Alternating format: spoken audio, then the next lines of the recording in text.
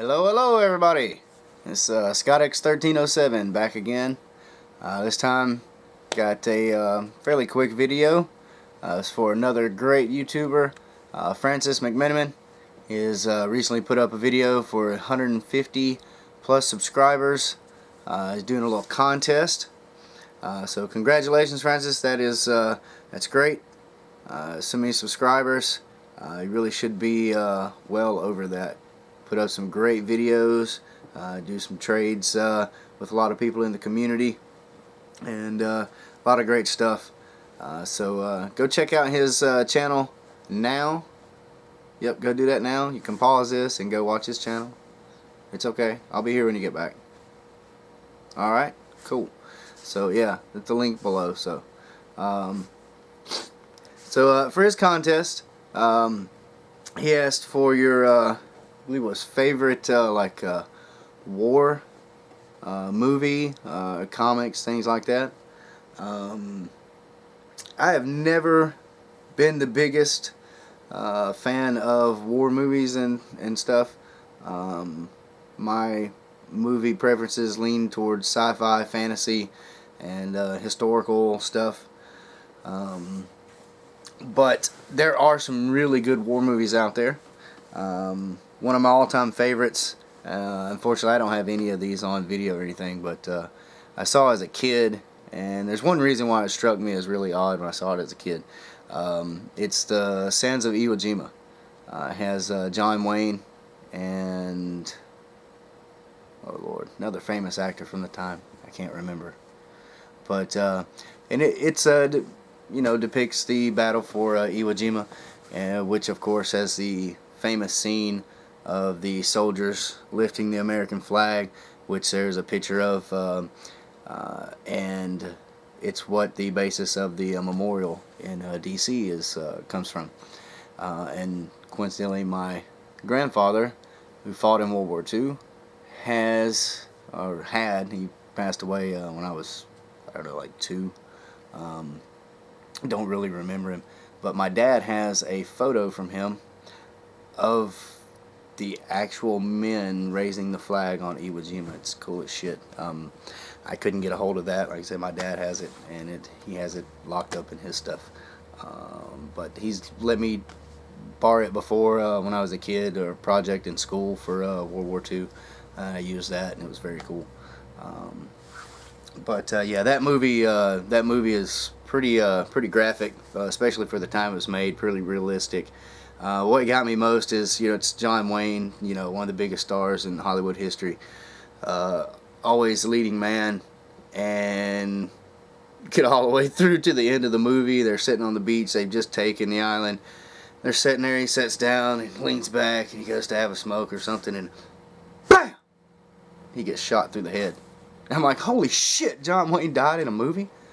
I mean, I was young when I saw that. But, yeah. Still, it's a good movie. And of course, I always liked Band of Brothers on HBO. When I could see episodes of it when they aired on regular cable. It was a really good show. And Saving Private Ryan. I'm sure that's going to be a lot of people's. That's definitely one of the best war movies ever made. Great story, great acting, very realistic, very detailed. So those would be some of my favorite war movies. I said not really big into that. Looked through my stuff, and I may have a few more here and there. I think I have couple of issues of a Charlton title, like Our Fighting Forces or something like that. But I couldn't find them right away.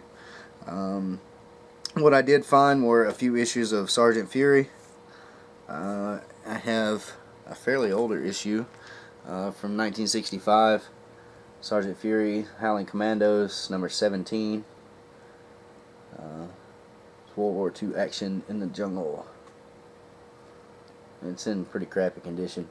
This was given to me when I was probably about 10 or 11.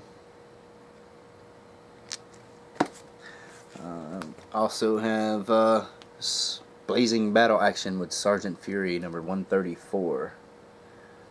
Here they're fighting, looks like some Nazis, probably in the Alps. and they're skiing. And then Sergeant Fury Special Marvel Edition number 13. This is he's protecting a boy, and yeah, let's see. Yeah, there's some more of the Howling Commandos. It's Dum Dum Dugan. I don't know any of the other characters' names. And I also have this issue of No Guts or Glory. It's issue number 1 from Fantago Tantra. It's Kevin Eastman cover, and there's a soldier there, and the interior is black and white, but it's about war.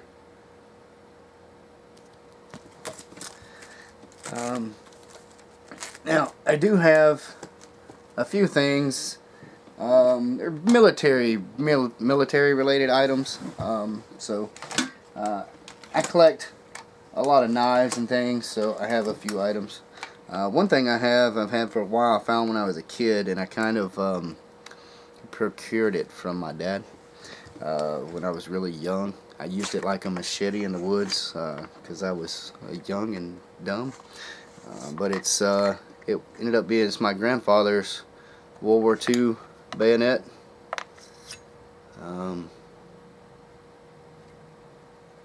It's pretty cool. I think my dad still has the gun that it attaches to. He also has a Japanese sniper rifle that my grandfather brought back. But this is pretty cool. This I keep in a box. I also have, I used to work at a place, it was a cutlery. We sold items through catalogs all over the world. And while I was there, I picked up a Sykes-Fairbairn commando knife used in the British military. The blade is blackened, but it's actually the same process that they use on gun barrels, gun bluing. So it holds a lot better. Nice and shiny. Pretty sharp. It's a really good blade. Really good steel. And of course, a Marine Corps K-bar knife. This is the smaller version. Their standard issue is, you know, like that much longer. But I like this one better. It's good and small. I take it when I go camping. It's good for cleaning fish. I also have a military duffel bag I used when I was a kid. Hold clothes and stuff, going to summer camps and things like that. I have an SOG Tomahawk axe. I know a lot of people in the military have used this when they're allowed to purchase their own weapons. They use this as a backup. It's pretty cool. It's really sharp. Believe it or not, it's as small as it is, it's good for splitting a little firewood for camping. And then, like I said, I like historical stuff. When I worked at the cutlery, they did a lot of historical replicas. And I picked up a few items while I was there. Got them at a discount and stuff, so it was pretty cool. And these are like, older military replica weapons. Things that were used back in like medieval age and stuff that I thought were cool. This was a cool, it's like a punch dagger. It's really neat. I believe it's a Swiss design. But it's got like a triangular shaped blade used for punching through armor. So it's really cool. And here is a kind of a modern version of that. I picked up for an ex years ago for self-defense. We broke up. I kept the knife. It's got a cool little thing. Strap it onto your boot. Not big into guns. She wanted something for self-defense. I was like, hey. I got other stuff. I got these cool daggers and things that are replicas from European items. And one of the coolest things I picked up was my sword. It's about 36, 38-inch long blade, wooden handle, pretty cool hilt. It's solid carbon steel. You can bend it, and it flexes good. It's not sharp, but it will take a good edge. And I always thought that was cool. I like this. This design. It's single edge. It's more like a falchion or a pirate sword. And I was given this after I was there for a few years. I had done photos for their catalogs for certain items, you know, and the designer of the weapons and things came to me one day and he gave me this cool replica helmet for Christmas one year. And it's pretty cool. It's steel with brass trim. It's pretty neat. It's something they had worked on and never mass produced, so it's kind of a one-off item, but pretty neat. Alright, and last, something that he kind of showed. He showed some G.I. Joe comics, and I don't know if I have any G.I. Joe comics. I didn't pick those up as a kid. Had a butt ton of toys and vehicles, but not comics. But I picked this up a few years ago. Just an old Army, you know, ammo box. Inside,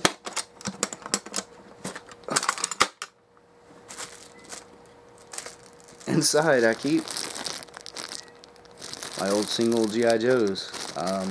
I don't believe I have found all of them. I know I'm still missing a couple of Snake Eyes and things like that. But, you know, there's an old Cobra Trooper. I think he was the driver of some vehicle. Here's like the 3rd or 4th or 5th version of Cobra Commando. Here's the Marine dress blue version of is it Gung Ho. These are all cool. Like I said, it's full. I got each one in these little Ziploc bags. Look, there's Shipwreck. I've got a couple of those. What was his name? Xandar, I believe. Tunnel Rat. Bunch of them. Scuba. There's Destro. Remember this guy? This is an older one. This is G.I. Joe Deep Sea. What is his name? Deep Six or something, I believe. Here's what happens when they get old and the rubber bands break. They come apart. Ah! It's the Native American. I forget his name. They even have ones like the snake guy from the movie. That's pretty cool. I got a bunch. The old Crimson Guard. There's Driver. Things like that. I've had those since I was a kid. I got them a couple years ago. Oh, look, Wild Bill. He's broken. You know, picked them up from my parents' house a couple years ago. Like I said, I still got more there. Still got the vehicles all there. That was all cool. So, I hope that'll do for your contest, Francis. I think most of that's kind of war, military related. See, it's in a military box. See. Alright, so cool. Alright, thanks again, and congratulations again on the subs. I'm sure you'll be double that before long. You definitely deserve more than that. So, like I said, anybody, you know, look below in the description. There'll be a link to his channel. Go check his stuff out now if you haven't. And until next time, we'll see y'all later. Y'all take care, and like always, keep reading those books. Thanks again, Francis. Congratulations. Oh yeah, there was one more thing. He wants to see your war face. How about this? Yeah!